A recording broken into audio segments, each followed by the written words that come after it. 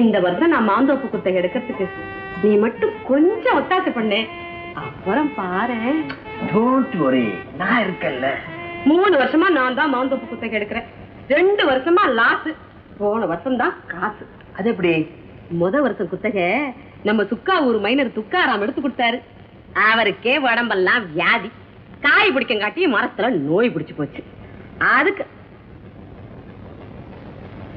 கேக்குதுல்ல, அதுக்கு அடுத்த வருஷம் இந்த ஈச்சம்பட்டி மைனர் நாச்சிமுத்து எடுத்து கொடுத்தாரு.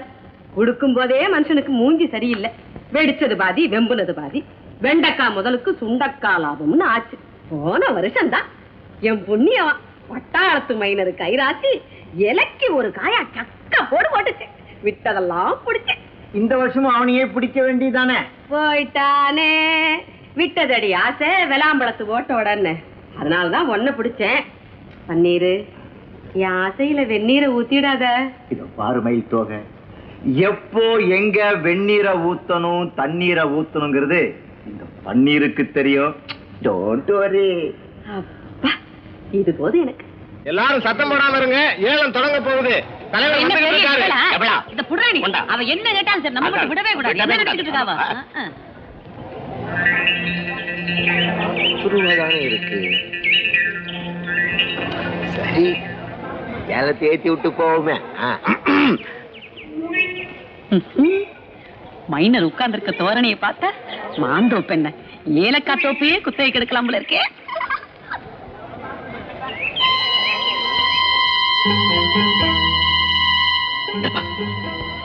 கையில கேமரா வச்சு படம் எடுத்துட்டு இருக்காரு. அந்த ஆள் யாரு? அவரா? வையம்பட்டி ஐயா பிள்ளை இல்ல, அவரு மருமகன் பட்டணத்துல இருந்து வந்திருக்காரு.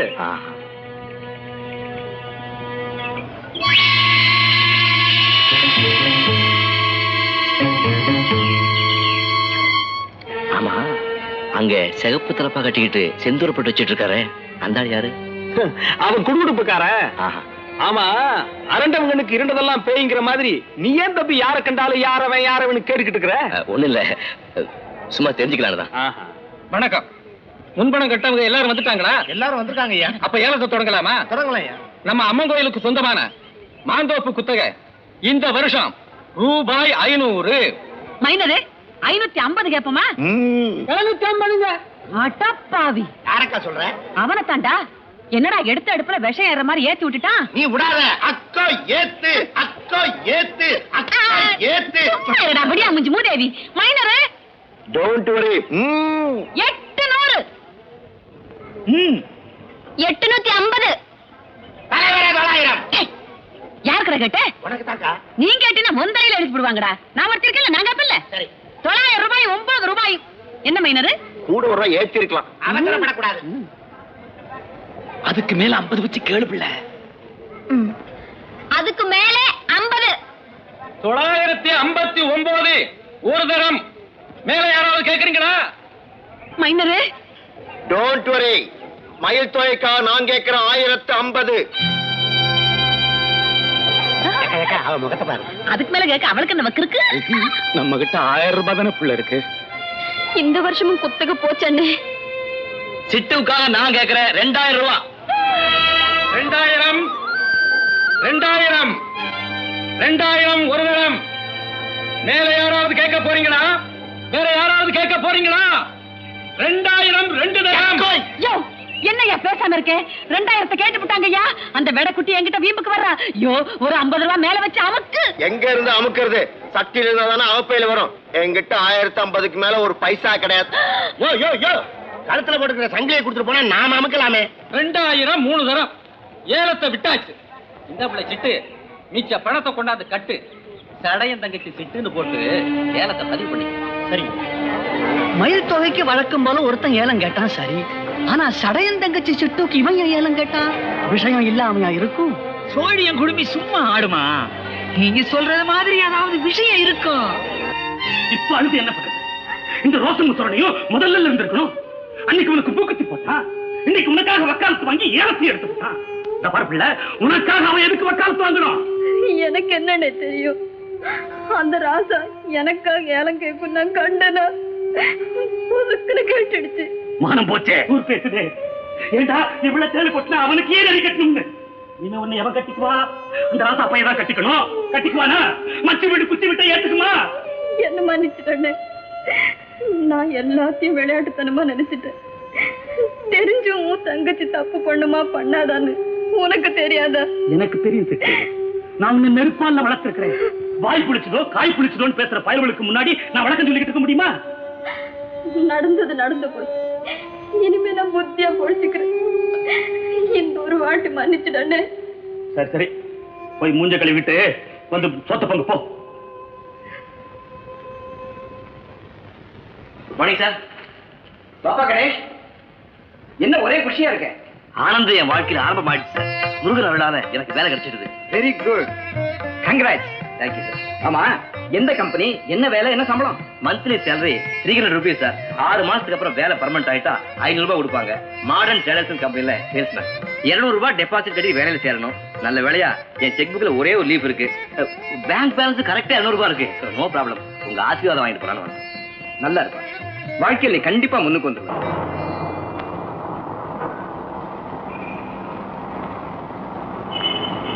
நான் கொடுக்குற செக்கெல்லாம் யார் ஒருத்தர் வாங்கிக்கிறாங்கன்னு மளிகை கடைக்காரன் பால்காரன்லாம் சொன்னாங்க. அந்த செக்கெல்லாம் இது மாத்த வேற இல்ல. யார் அந்த ஆளு? நான் தான் அந்த ஆளு. உமா, நீ எப்படிங்க? என் ஃப்ரெண்ட் வீட்டுக்கு வந்தேன். ஆமா, எல்லா கிட்ட இருந்து நீதான் செக்க வாங்கிக்கிறியா? ஆமா. இதெல்லாம் ஏன் இன்னும் மாத்த வச்சிருக்க? பணம் வாங்குறதுக்காக இதெல்லாம் நான் வாங்கலீங்க. அதுல இருக்கு பாருங்க உங்க கையெழுத்து. அதை பார்த்துக்கிட்டே இருக்கிறதுக்காகத்தான் வாங்கினேன். இதெல்லாம் நான் எப்பவும் மாத்த மாட்டேன்.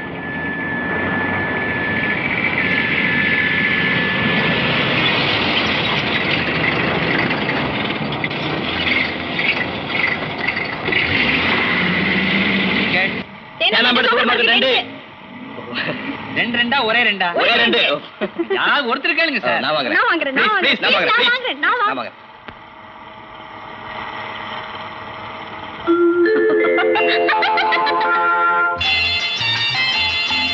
ஏன் சிரிச்ச? அன்னைக்கு நீங்க சொன்ன ஜோக்க நினைச்சு சிரிச்சேன்.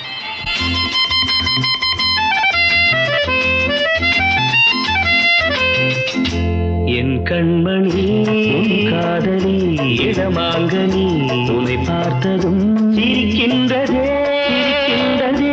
நான் சொன்ன ஜோக்கை கேட்டு நாணமோ நகைச்சுவை மன்னனில்லையோ. நல்ல சுண்ணல் போங்கோ. என் மன்னவன் உன் காதலன் என்னை பார்த்ததும் 1000 கதை சொல்கிறான் கதை சொல்கிறான்.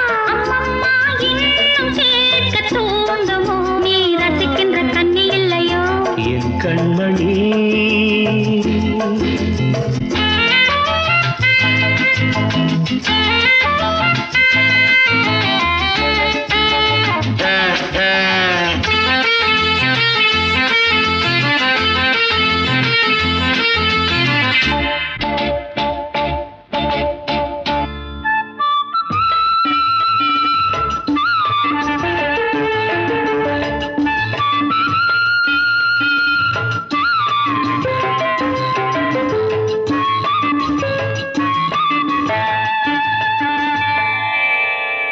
இருமாங்கள் பேசும்போது மொழியேதம்மா பிறர் காதில் கேட்பதற்கும் வழியேதம்மா.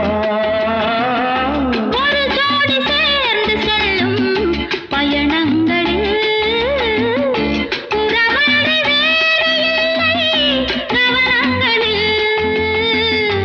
இளமாமையில் ஒரு ராமையில் வந்தாடும் வேளை இன்பம் கோடி என்று அனுபவம் சொல்லவில்லையோ. நம்ம கருவாட்டு கூட முன்னாடி போ. என் மன்னவன் உன் காதலன் என்னை பார்த்ததும் 1000 கதை சொல்கிறான் கதை சொல்கிறான். அம்மம்மா இன்னும் கேட்க தூண்டுமோ? நீ ரசிக்கின்ற கண்ணி இல்லையோ? என் கண்மணி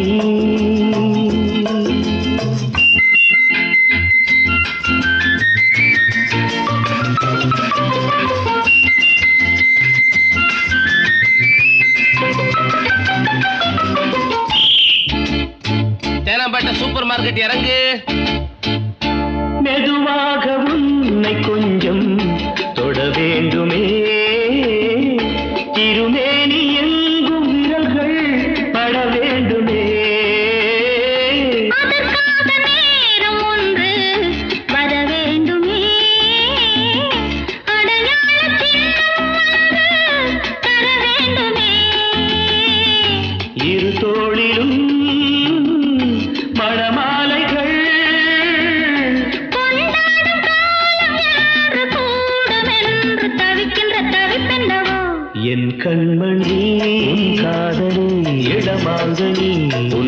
பார்த்ததும் இருக்கின்றதே நான் சொன்ன ஜோக்கை கேட்டு நாடமோ நீ நகைச்சுவை மன்னன் இல்லையோ என் மன்னவன் உன் காதலன் என்னை பார்த்ததும் 1000 கதை சொல்கிறான் அம்மம்மா இன்னும் கேட்க தூண்டுமோ நீ ரசிக்கின்ற கண்ணி இல்லையோ என் கண்மணி